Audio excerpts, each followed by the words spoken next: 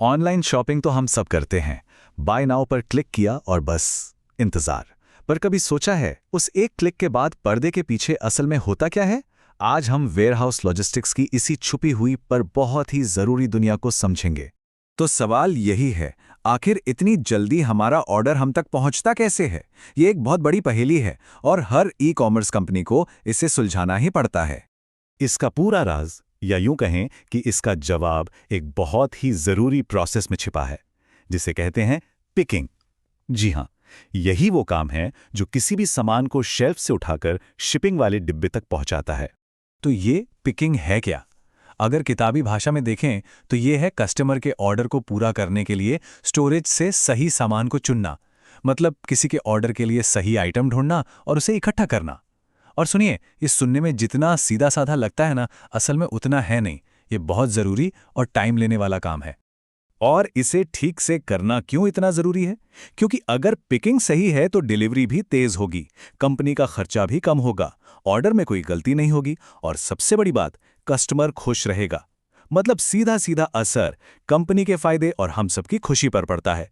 तो सवाल यह है कि कंपनियां इस काम को करती कैसे हैं? चलिए, इसके 3 खास तरीकों में से सबसे पहले को समझते हैं। इसका नाम है जोन पिकिंग। इसे आप एक तरह की असेंबली लाइन भी कह सकते हैं। इसे समझने के लिए एक कार बनाने वाली फैक्ट्री के बारे में सोचिए। जैसे वहां कार एक स्टेशन से दूसरे स्टेशन पर जाती है और हर स्टेशन पर उसमें कोई नया पार्ट लगता है, बिल्कुल वैसे ही जोन पिकिंग में हमारा ऑर्डर एक जोन से दूसरे जोन में जाता है। जो वर्कर है वो अपने जोन में ही रहता है, बस ऑर्डर आगे बढ़ता रहता है।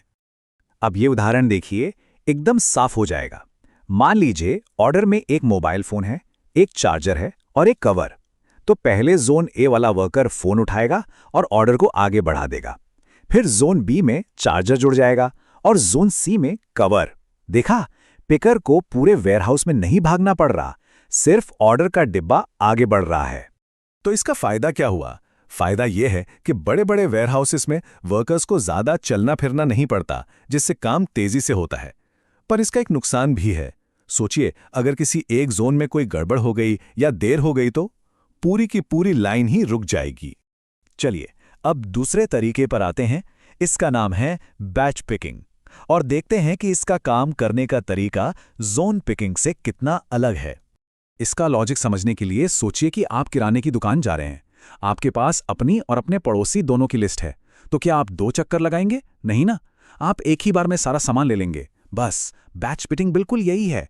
इसमें एक वर्कर एक ही चक्कर में कई सारे ऑर्डर्स का सामान उठा लेता है। जैसे इस उदाहरण में देखिए, 3 अलग अलग ऑर्डर हैं और सबको मिलाकर 6 शर्ट चाहिए। तो पिकर क्या करेगा? वो सीधे एक बार शर्ट वाले सेक्शन में जाएगा, इकट्ठी 6 शर्ट उठाएगा और वापस आ जाएगा। इससे उसका कितना सारा घूमने का टाइम बच गया। बाद में इन 6 शर्ट्स को आराम से बैठकर तीनों ऑर्डर में अलग अलग बांट दिया जाता है। तो यहां भी एक फायदा और एक नुकसान है। फायदा ये कि ये तरीका बहुत तेज है क्योंकि वर्कर का ट्रैवल टाइम बहुत कम हो जाता है, लेकिन एक रिस्क भी है। जब बाद में सामान को अलग अलग किया जाता है तो उसमें गलती होने की, मतलब ऑर्डर मिक्स होने की संभावना बढ़ जाती है। और अब आते हैं हमारे तीसरे और आखिरी तरीके पर, वेव पिकिंग। इसको आप एयरपोर्ट के बोर्डिंग गेट जैसा समझ सकते हैं, जहां टाइमिंग और प्लानिंग ही सब कुछ होती है। जैसे एयरपोर्ट पर होता है ना, अलग अलग फ्लाइट्स के लिए अलग अलग टाइम पर बोर्डिंग होती है ताकि भीड़ ना हो और सब कुछ आराम से हो जाए। वेव पिकिंग में भी ठीक यही होता है। ऑर्डर्स को ग्रुप्स में यानी वेव्स में बांटा जाता है और एक तय समय पर ही उन्हें पिक करने के लिए भेजा जाता है। उदाहरण के लिए मान लीजिए सुबह 10 बजे की वेव में सिर्फ मुंबई जाने वाले ऑर्डर्स पिक किए जाएंगे, फिर दोपहर 12 बजे पुणे जाने वाले सारे ऑर्डर और फिर 2 बजे दिल्ली वाले। मतलब पिकिंग का पूरा काम शिपिंग के टाइम टेबल के हिसाब से चलता है, जिससे शेल्फ से ट्रक तक का सफर एकदम स्मूथ रहता है। ये तीनों तरीकों में सबसे ज्यादा ऑर्गेनाइज तरीका है और इससे एफिशिएंसी भी जबरदस्त मिलती है। लेकिन इसमें एक पेच है। इसके लिए बहुत अच्छा सॉफ्टवेयर यानी वेयरहाउस मैनेजमेंट सिस्टम और बहुत अच्छी तरह से ट्रेन्ड स्टाफ चाहिए होता है। तो ये महंगा भी है और इसे लागू करना मुश्किल भी। तो अब जब हमने ये तीनों तरीके समझ लिए हैं, असली सवाल ये उठता है कि कोई भी बिजनेस अपने लिए सही तरीका चुनता कैसे है। ये टेबल देखिए, इसमें सारी कहानी एक ही जगह पर है। Zone picking, batch picking, wave picking. कौन सा तरीका किसके लिए बेस्ट है, किसमें कितनी स्पीड है, कितना मुश्किल है और कितना खर्चा है। साफ पता चलता है कि हर तरीके में स्पीड, कॉम्प्लेक्सिटी और कॉस्ट के बीच एक बैलेंस बनाना पड़ता है। तो अगर किसी का वेयरहाउस बहुत बड़ा है और उसमें हजारों तरह के प्रोडक्ट्स हैं, तब क्या? ऐसी हालत में जोन पिकिंग सबसे अच्छा ऑप्शन है। इसका जो असेंबली लाइन वाला स्टाइल है, वो इतने बड़े स्केल और इतनी वैरायटी को संभालने के लिए ही बना है। अच्छा, अब एक दूसरी सिचुएशन लेते हैं। सोचिए अगर ज्यादातर ऑर्डर्स में एक जैसे छोटे छोटे आइटम होते हैं, तब कौन सा तरीका काम आएगा?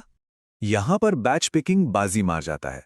वो जो हमने किराने की दुकान वाला उदाहरण दिया था ना, वो वाला मॉडल यहां एकदम फिट बैठता है। जब एक ही जैसे कई आइटम उठाने हों, तो ट्रैवल टाइम बचाने का इससे अच्छा तरीका नहीं। तो बात साफ है, सही पिकिंग मेथड चुनना सिर्फ एक ऑपरेशनल फैसला नहीं है, बल्कि ये पूरे बिजनेस के लिए फायदेमंद है। इससे ऑर्डर जल्दी प्रोसेस होते हैं, खर्चा कम होता है, गलतियां कम होती हैं और आखिर में कस्टमर को अपना सामान जल्दी और सही सलामत मिलता है, जिससे वो खुश होता है। तो अगली बार जब आपका ऑर्डर दरवाजे पर आए, तो एक पल के लिए जरूर सोचिएगा कि इसे वेयरहाउस में किस तरीके से पिक किया गया होगा, क्योंकि पर्दे के पीछे लिया गया एक छोटा सा फैसला ही उस स्पीड और एक्यूरेसी की वजह बनता है जिसकी हम सबको आदत हो गई है।